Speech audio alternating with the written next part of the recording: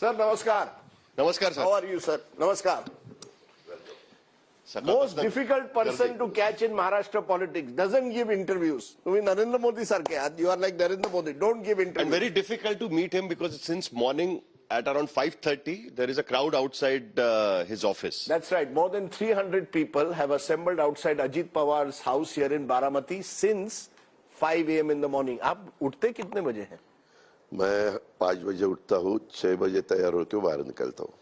यानी हर दिन मैंने भी कभी छुट्टी वुट्टी नहीं ली। मुझे जब छुट्टी रहती है तो मैं बारामती में आ जाता हूँ क्योंकि संडे रहता है, और जब वर्किंग डे रहता है तो बम्बई में रहना पड़ता है, वहाँ काम करना पड़ता है। वहाँ भी लोगों को सबको पता है कि मैं अर्ली मॉर्निंग काम शुरू कर देता हूँ। इसीलिए जो भी वो लोग मुझे महाराष्ट्र से मिलने के लिए आते हैं सभी को मैं सुबह शुरुआत जल्दी होने के बाद काम का निपटारा भी अच्छी तरह से होता है, ऐसा मेरा अनुभव है। यानी आप भी नरेंद्र मोदी की तरह 24/7 पॉलिटिशियन है, सुबह से शाम पॉलिटिक्स करते हैं। लेकिन अजीत दादा, ये पूछना पड़ेगा, इतनी पॉलिटिक्स करने के बाद क्या आप मानते हैं कि इस बार 2024 का ये जो चुनाव है ये सबसे बड़ा एक तरह से आपके लिए एक चुनाव बन गया है? चुनौती भी है, चुनौती बन गई है क्योंकि अजीत पवार बनाम शरद पवार एक बैटल नजर आता है बारामती में। मुझे वैसा नहीं लगता। मैं ये बैटल की तरफ एक नरेंद्र मोदी वर्सेस राहुल गांधी ऐसा ये चुनाव है। नरेंद्र मोदी बनाम राहुल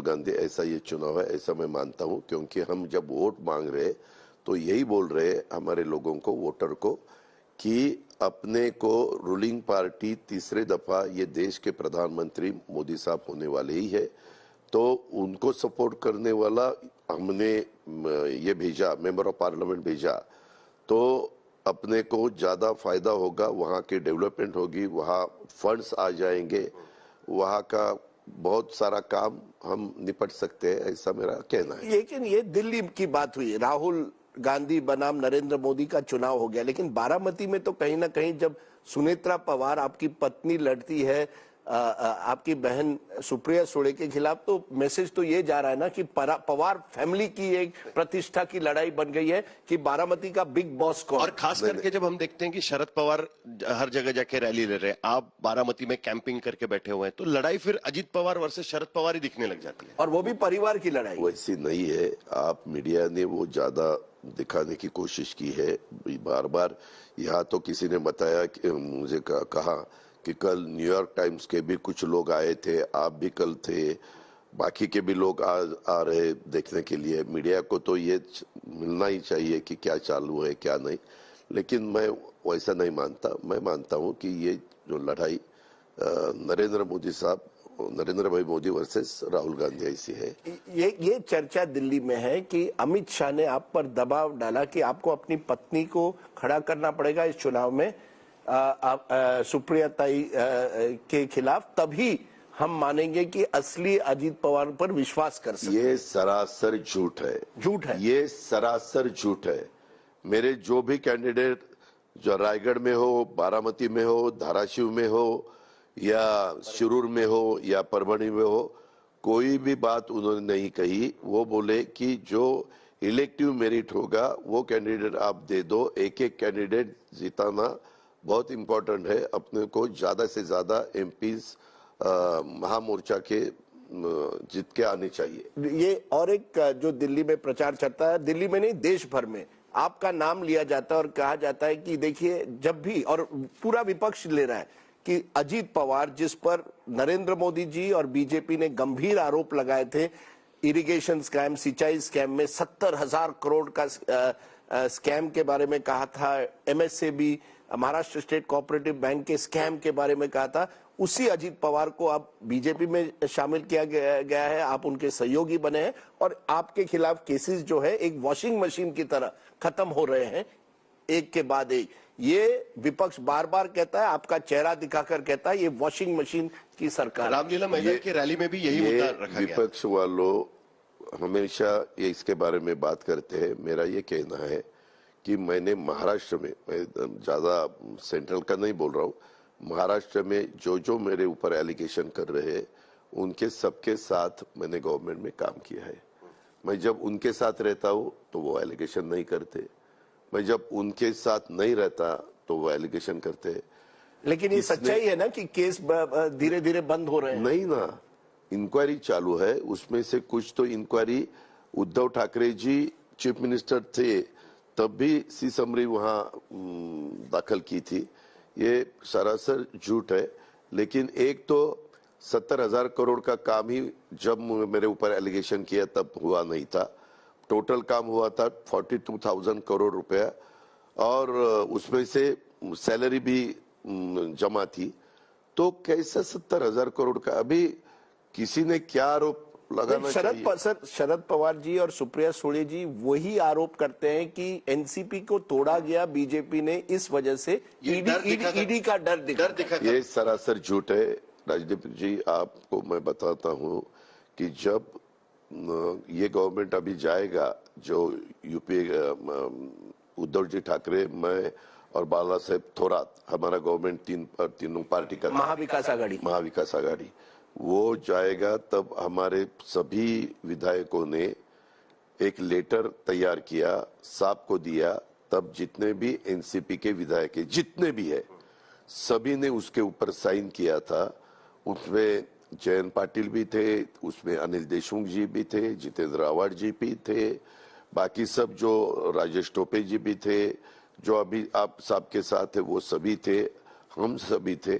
और वो लेटर देने के बाद ही सब विधायकों का कहना था कि अपने को स्टेट के गवर्नमेंट में जाना ही चाहिए, बीजेपी के साथ जाना। बीजेपी। आप बड़ी बात कह रहे हैं, हमारे दर्शकों को आप कह रहे हैं कि 2022 में जब एकनाथ शिंदे की सरकार बनने की चर्चा हो रही थी, उसी समय बीजेपी और एनसीपी के बीच में सरकार होने की बात हो रही थी, और शरद पवार जब जानकारी थी इस बात की। पवार साहब ने मुझे बताया, हमें बताया कि सब तो बात नहीं कर सकते। प्रफुल्ल पटेल, अजीत पवार और पार्टी प्रेसिडेंट स्टेट के तब थे जयंत पाटिल, ये तीनों ने उनके साथ बात करने और उसके बारे में अगला डिसीजन ले लेना, ऐसा पूरा 2022 में ही। यस 2022 की सरकार बनने के पहले से ये प्लान शुरू हो गया था, और तब तो ये आरोप नहीं थे। आपका ये कहना कि ये ईडी और इसकी वजह से नहीं, तो बीजेपी के साथ जाना करीब तय। सबका साहिल, सब जितने भी एमएलए एमएलसी थे, सबकी साइन है। मैं वो दिखाने के लिए भी तैयार हूँ, मैं अब सबको मालूम है। पर ईडी का, क्योंकि ईडी का दबाव कितने एनसीपी मंत्रियों पर था, कई मंत्रियों पर था, और वो सभी आपके साथ आ गए हैं, इसलिए इस बात को ज्यादा जोर दिया जाता है कि एनसीपी जो है, जितने मंत्री जिन पर ईडी की कार्रवाई हो रही थी, वो सब शामिल बीजेपी के साथ हो गए ताकि बीजेपी उनको बचा सके। ये सरासर झूठ है। जयंत पाटिल के खिलाफ भी कुछ ना कुछ मैटर चालू है, प्राजक्त तनपुरे के खिलाफ भी मैटर चालू है, अनिल देशमुख के खिलाफ भी मैटर वो चालू है। ऐसा कैसे आप बोल सकते हैं? लेकिन अनिल देशमुख जेल चले गए, आप सब जेल में नहीं जाना चाहते थे, बचना चाहते थे, इसलिए ये देखो प्रचार चल रहा है। ये देखो, ये प्रचार सरासर झूठ है। राजदीप सरदेसाई जी, साहिल जी, आपको कोई भी क्वेश्चन पूछने का अधिकार है, लेकिन इसमें बिल्कुल सत्य नहीं है। ये हमने बैठकर डिसीजन लिया कि डेवलपमेंट अपने महाराष्ट्र की होनी चाहिए, अपने कॉन्स्टिट्यूंसी की होनी चाहिए। देश आज नरेंद्र मोदी जी के नेतृत्व में अच्छी तरह से काम कर रहा है। एक विजन सामने रखकर खुद मोदी जी काम कर रहे हैं। आपने भी देखा पिछले 10 सालों में कितना डेवलपमेंट हुआ, कितना काम हुआ। तो ये काम होते हुए उसमें महाराष्ट्र को अधिक फंड्स मिलने चाहिए, और जो अच्छा काम करता है उसके साथ रहना चाहिए। महाराष्ट्र के विकास के लिए आपने ये किया है, आप कह रहे हैं ये महाराष्ट्र के विकास के लिए किया है, क्योंकि वही नरेंद्र मोदी जी और वही देवेंद्र फडणवीस जी आप पर आरोप लगाते थे। फडणवीस जी की एक वायरल वीडियो है कि अजीत पवार की चक्की पीसिंग करवाएंगे, मोदी जी ने भी ये नाम लिया था। तो आप कह रहे हैं आपने ये सब छोड़ के विकास के लिए ये निर्णय लिया, ये सही है। क्या इसके साथ ये भी पॉलिटिकल रियलिटी है कि आज की स्थिति में महाराष्ट्र में कोई भी पार्टी नहीं है कि जो खुद के बलबूते पर सरकार बना सकती है, और आपके बिना यहाँ पर राजनीति करना मुश्किल है, और इसीलिए बीजेपी आप चाहती है कि आप उनके साथ में आए, और इसीलिए आपको साथ में लिया गया। बीजेपी और एकनाथ शिंदे दोनों मिलके भी उनका टोटल विधायकों की संख्या 165 थी। नहीं, लेकिन जो उनको कोई जरूरत नहीं लेकिन थी। कई सर्वेस दिखा रहे थे कि लोकसभा में दोनों साथ में आने के बाद भी उनकी सीटें उतनी नहीं आ पाएगी, क्योंकि अरिथमेटिक उनका नहीं बैठ रहा था, गणित बैठ नहीं रहा था। जब तक आप साथ में नहीं आते तब तक वो वोट प्रतिशत लोकसभा में उनको नहीं मिल पाता। 2022 में ही उनके साथ हमने जाने का इरादा किया था, 2019 में भी किया था, 2014 में भी बाहर से राष्ट्रवादी कांग्रेस पार्टी ने उनको सपोर्ट डिक्लेयर किया था, 2017 में भी ऐसा ही कोशिश की थी। ऐसे अलग अलग बहुत से हमें मालूमात है कि तब ये कोशिश हुई है, और ये बहुत लोगों को जो मेन हमारे पार्टी के काम करने वाले लोग हैं उनको सबको मालूम है। यानी आप नहीं समझते कि बीजेपी ने आपका इस्तेमाल किया है, कि वही बीजेपी जो आप पर आरोप लगाती थी, आज तो विपक्ष लगाता था, बीजेपी ने भी लगाई थी, आज वही बीजेपी एनसीपी के साथ जुड़ गई है। ये एनसीपी को खत्म करने की एक साजिश है और बीजेपी को और मजबूत करने की महाराष्ट्र की एक रणनीति है। ये बिल्कुल असत्य है, ये इसमें बिल्कुल कोई ये नहीं है। एक कहा गया है कि यहाँ बारामती में आप दबाव डाल रहे हैं अपने वर्कर्स पर, कल आरोप लगाया गया, ये आरोप लगाया गया कि अजीत पवार जी जो है अपने वर्कर्स पर दबाव लगा रहे हैं, एनसीपी के वर्कर्स और वोटर पर, कि देखिए मैं जब तक यहाँ हूं, अगर आप सुप्रिया जी के साथ दिखे या शरद पवार के साथ दिखे तो आप जानिए कुछ भी हो सकता है। आपको ऐसा लगता है? मैं पूछ रहा हूं। जिसको अगर दबाव डाला तो एक को आगे लाओ और उसको पूछो मेरे सामने, या फोन पे बात हुई तो फोन दिखाओ कि ऐसा ऐसा दबाव डाला है। क्या है, कौन क्या फोन कर रहे हैं, कौन क्या बात कर रहे हैं, मेरे पास सब ही है, मुझे वो दिखाना नहीं है। क्योंकि चुनाव क्या है, देश किसके हाथ में 5 साल के लिए रखना है, ये चुनाव है। ये सुनेत्रा पवार बनाम सुप्रिया सुळे नहीं है, नरेंद्र मोदी बनाम राहुल गांधी है। देश किसके हाथ में? तो मोदी जी के नाम पर आप इस चुनाव में जा रहे हैं। देश में मोदी जी का ही सपोर्ट हम करना चाहते हैं, क्योंकि उन्होंने 10 साल अच्छी प्राइम मिनिस्टरशिप करते हुए अपना देश का नाम पूरे आपको लगता है 400 पार हो सकते हैं या ये केवल हवा बन रही है? वो मुझे मालूम नहीं है, कोशिश उनकी चालू है। उन्होंने इतने रैलियां ली है, पब्लिक मीटिंग ली है, और वो ले रहे। आज कल भी वो वर्धा में आए थे, उससे पहले वो इसमें आए थे, क्या रामटेक में, उससे पहले वो चंद्रपुर में आए थे। यानी वहाँ 5 कॉन्स्टिट्यूंसी, 5 या 6, उसमें से 3 में उन्होंने पब्लिक रैली की, और 7 स्टेजेस में चुनाव है।